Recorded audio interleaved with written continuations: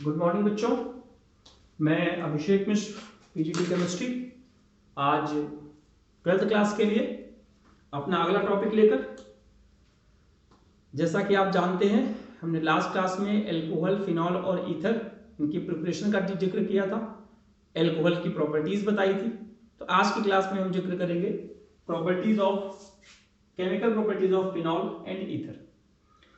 उम्मीद है कि आप लोगों की दिवाली अच्छी बीती होगी और आप सभी लोग अपने घर पे सुरक्षित होंगे और खुश होंगे। टॉपिक की बात करते हैं हम।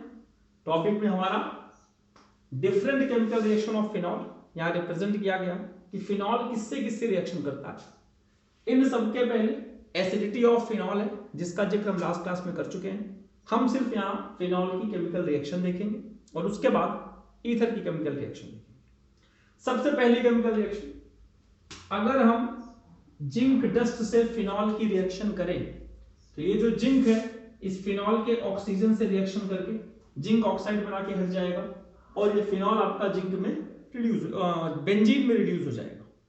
तो हम जब कन्वर्जन की बात करते हैं, सपोज कीजिए किसी ने कहा कि आप फिनॉल से क्लोरोबेंजीन बनाइए, तो फिनॉल आपके पास तो है और क्लोरोबेंजीन का तरीका भी आपको पता है कि OH हटा के Cl लाना है, तो यहां पर एक्वस QH लगा दो। लेकिन ध्यान रखिएगा, because of resonance there is a partial double bond character which is difficult to break. तो ये एक्वस QH से नहीं होगा। पहले हम फिनॉल को जिंक डस्ट लगा के बेंजीन में कन्वर्ट करेंगे, फिर बेंजीन का क्लोरीनेशन करा के हम उसको किसी में भी कन्वर्ट कर सकते हैं। तो this reaction is about reduction.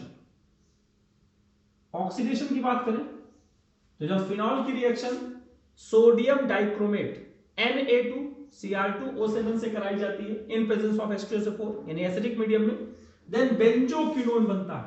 आप इस स्ट्रक्चर को ध्यान से देख लीजिए, बेंजोक्विनोन। नेक्स्ट अगर हम बात करें तो हमारा रिएक्शन का नाम है रीमर टीमन रिएक्शन। एक साइंटिस्ट थे, नेम रिएक्शन है। इन्होंने फिनॉल से सैलिसल्डिहाइड बनाया था, CHO का इंट्रोडक्शन किया था ऑर्थो पोजीशन पे। कैसे, वो देखिए। When phenol reacts with CaCl3 that is chloroform in presence of NaOH या फिर KOH, तो क्या होता है? तो मैं आपको बताऊं, ये जो CHCl3 है, CHCl3 NaOH से रिएक्शन करता है, एलिमिनेशन रिएक्शन में इसका HCl निकल जाता है तो बनता है CCl2 डाइक्लोरोकार्बन। ये एक इलेक्ट्रोफाइल की तरह बिहेव करता है। आपके नीट में, IIT में ये क्वेश्चन पूछा जाता है कि रीमर टीमन रिएक्शन में कौन सा इलेक्ट्रोफाइल इन्वॉल्व है। नाम है CCl2 डाइक्लोरोकार्बन। और due to the presence of lone pair आप इसको न्यूक्लियोफाइल नहीं कह सकते, यहां पर इसका ऑक्टेट पूरा नहीं है, इसलिए ये आपका इलेक्ट्रॉन डेफिशिएंट कंपाउंड है और इलेक्ट्रोफाइल। तो ये आपका ऑर्थो पे अटैक करता है और NaOH से ये ONA बन जाता है। वो आप समझ सकते हैं, सोडियम फिनॉक्साइड रिएक्शन में बता चुके हैं। वे दोबारा जब इसकी NaOH से रिएक्शन कराते हैं तो समझिए यहां से आपका ये ऑक्सीजन इसके पास जाएगा, CHO में कन्वर्ट होगा। कुल मिलाकर पूरी कहानी ये है, ये 2 Cl 2 बार हटेंगे। तो मैं आपको दिखाता हूं ये स्ट्रक्चर।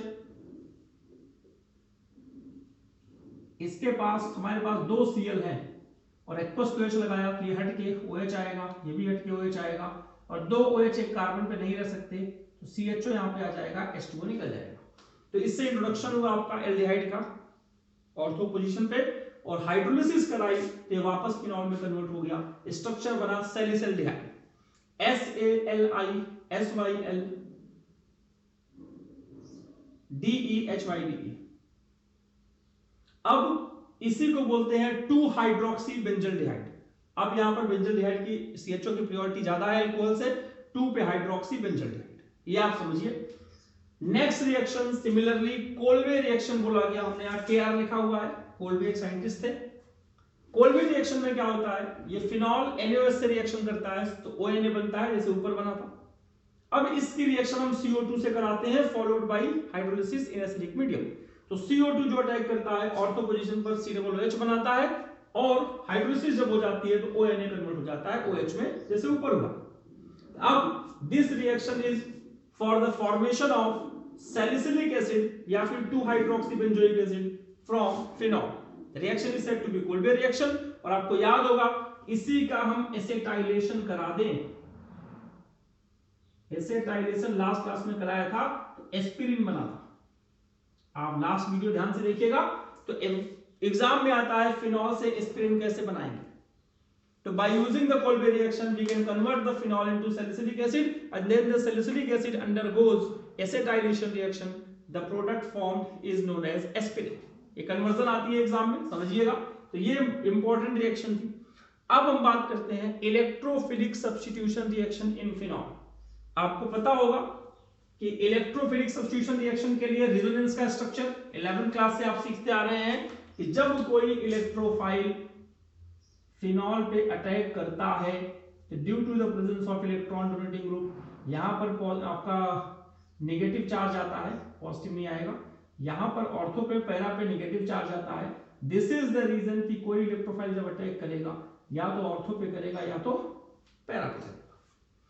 हम सिमिलरली ब्रोमिनेशन की बात करते हैं। When phenol undergoes bromination in presence of Br2 CS2 CCl4 CH3COOH, then Br attacks on ortho and para position। Ortho position का जो प्रोडक्ट होता है वो माइनर होता है, रिपल्शन ज्यादा होगा उसमें, और जो पैरा पोजीशन का प्रोडक्ट होता है मेजर होता है। तो 4 bromophenol is major product, 2 bromophenol is minor product. समझिए इस चीज को। When bromination takes place in presence of bromine water, excess bromination it is said to be, तो ब्रोमीन 2, 4, 6 तीनों पोजीशन पे अटैक करेगा और जो आपका प्रोडक्ट बनेगा उसे हम बोलेंगे 2, 4, 6 tribromophenol. Similarly when the nitration takes place, in case of nitration in dilute HNO3 concentrated H2SO4, then the NO2 group attacks, देखिए यहाँ Br लिखा है जो कि गलत है। NO2 group attacks on ortho as well as on para position। Para position का जो NO2 है वो स्टेबल होगा, मेजर होगा, ऑर्थो पोजीशन वाला माइनर होगा। और इसके बारे में हमने आपको एक बात बताई, जब एक्सेस नाइट्रेशन करेंगे 2,4,6 ट्राइनाइट्रोफिनॉल बनेगा, जिसे हम नॉर्मली पिक्रिक एसिड भी कहते हैं। अब एक और छोटी सी बात बता दूं, जब हम नाइट्रेशन कराते हैं ऑर्थो नाइट्रोफिनॉल बनता है, पैरा नाइट्रोफिनॉल बनता है। इसमें से जो ऑर्थो नाइट्रोफिनॉल है वो स्टीम वोलेटाइल है।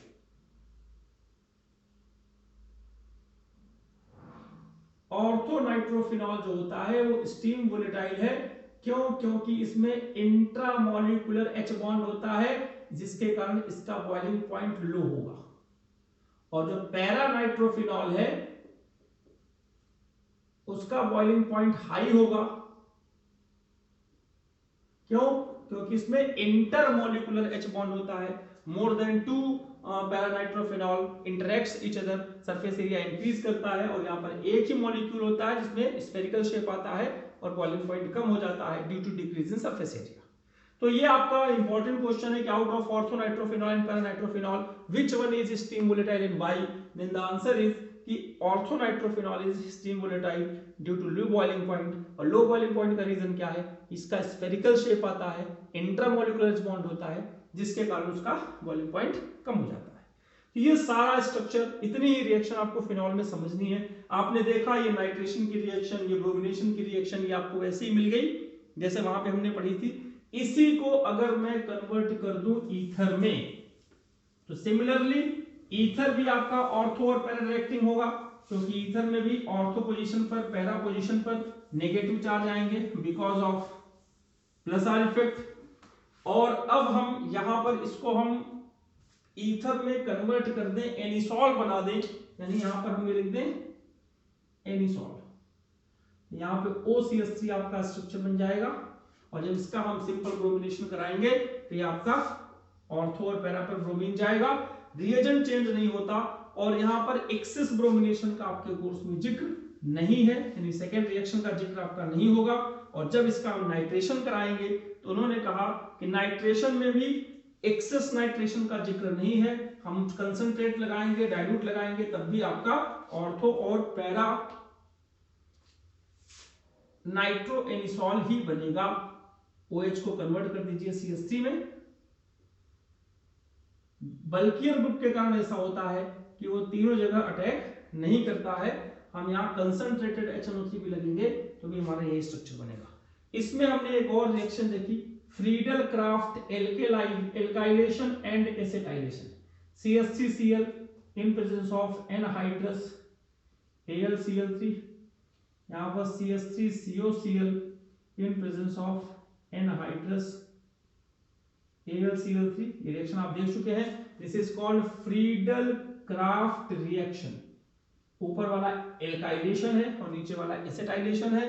सिंपली होगा कुछ नहीं, ऊपर वाली पोजीशन में आपको OCH3 रहेगा ही रहेगा और CH3Cl अटैक करेगा तो CH3 आपका ऑर्थो पोजीशन पे जाएगा और दूसरे केस में आपका CH3 पैरा पोजीशन पे जाएगा। पैरा वाला मेजर होगा जिसे बताने की जरूरत मेरे ख्याल से नहीं है, और यहाँ पर ऑर्थो आपका COCH3 एसिटाइलेशन हो रहा है और आपका पैरा पे, उम्मीद है ये बात आप समझ रहे होंगे। एसिटाइलेशन और एल्काइलेशन भी हम पहले पढ़ा चुके हैं 11th क्लास में बेंजीन का। तो ये सारे रिएजेंट लगभग बार बार सेम रहेंगे, यहाँ पर कोई चेंजेस नहीं आएगा। इसकी जगह C2H5 हो सकता है, यहाँ C2H5 हो जाएगा, यहाँ C2H5 हो जाएगा, इतना आप समझ सकते हैं। तो this is all about electrophilic substitution reaction of ether, या फिर हम बोल सकते हैं एनिसोल। अब एक और केमिकल रिएक्शन है उसकी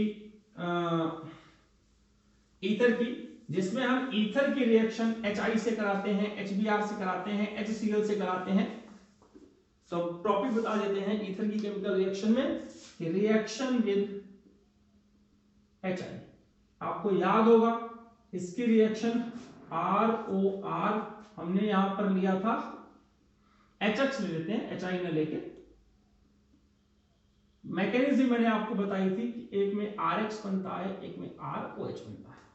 तो ये आपको जरा समझने वाली बात है। इसकी मैकेनिज्म हम देख चुके हैं, हम मैकेनिज्म का जिक्र नहीं करेंगे, हम सिर्फ जिक्र करेंगे रिएक्शन कौन कौन सी है, कैसे करना है और उसको हम कैसे समझ सकते हैं। मैं आपको बता दूं, ये CH3 आपका small carbon, less number of carbon होना चाहिए, बल्कि ग्रुप, और ये वाला आपका, ये आपको समझना है। जैसे अगर सिमेट्रिकल है तो कोई दिक्कत ही नहीं है, जैसे CH3O CH3, इसकी रिएक्शन में करा दी HI से, तो यहां पर एक के पास I चला गया और एक के पास OH चला गया। और इसका तो हमने आपको मैकेनिज्म भी कराया था, मुझे याद आ रहा है, इसकी मैकेनिज्म हम लोगों ने करी हुई थी। और अगर CH3 CH2O CH2 CH3, इसका हम HBr से रिएक्शन कराते हैं, CH3 CH2 Br plus CH3 CH2 OH, simply कोई चेंज नहीं होगा यहाँ पे। तो ये आपको समझना है कि, और अगर अनसिमेट्रिकल हो, इस चीज को समझिए, CH2O CH3, अब क्या करेंगे, जो हमने रूल आपको बताया था, यहां पर आप देखेंगे कि आपका रूल वायलेट हो रहा है। यहां पर CH2OH बन रहा है और यहां पर CH3 के साथ क्या जा रहा है, I, जबकि यहां पर I होना चाहिए था। उसका क्या रीजन है, इन्होंने हमने इस भी बात को क्लियर कर दिया।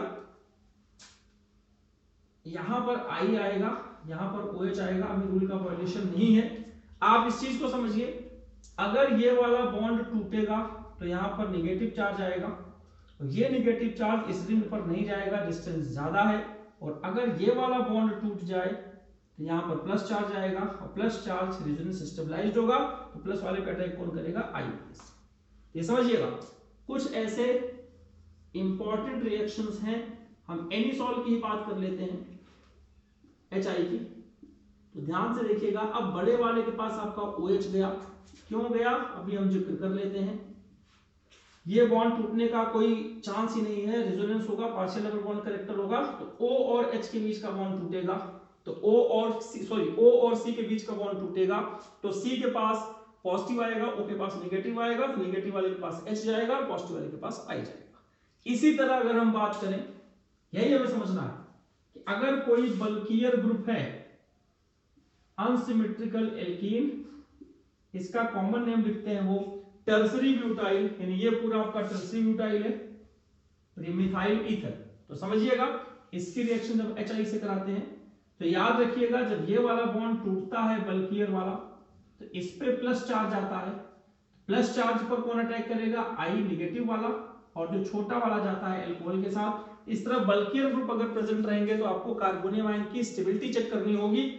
इसको मैं जरा ओपन करके दिखाता हूं। ये है कार्बोनियम आयन, अगर एक बॉन्ड टूटा तो, और ये आपका दूसरा वाला बॉन्ड।